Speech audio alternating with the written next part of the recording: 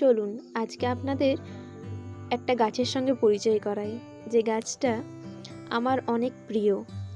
তো এটি হলো আমাদের বাড়ির পেছনের কামরাঙা গাছ।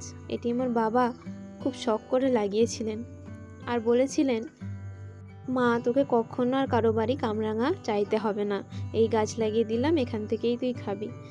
তো দেখতেই পাচ্ছ যে বাড়ির পেছনেই যখন কামরাঙা গাছ আছে, যখন মন করবে তখনই খেতে পারবো।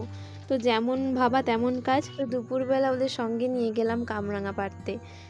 ওকে দিয়ে প্রথম পাড়াচ্ছিলাম, কিন্তু হলো না, লাস্টে আমিই উঠলাম। আমাদের গাছের কামরাঙায় আমরা এমনভাবে পাচ্ছিলাম লোক ভাববে চুরি করছি।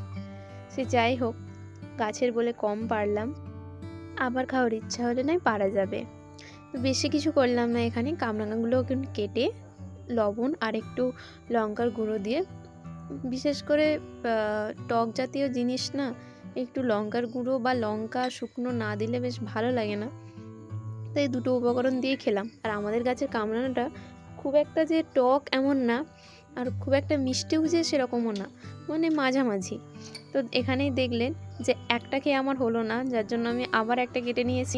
এতটাই ভালো লেগেছিল, আর শীতের দুপুরে বসে বসে খেয়ে কামরাঙা খাওয়ার মজাটাই আলাদা। তো আর কিছু না ভেবে দুটো কামরাঙা তো খেলাম। বাচ্চাগুলোকে বললাম, তোরা কি আমার সাথে খাবি না? বললাম না দিদি, আমরা বাড়ি গিয়ে খাবো। তো ওদের যে যার কামরাঙা দিয়ে বাড়ি পাঠিয়ে দিলাম। এইভাবে একটা দুপুর কাটালাম।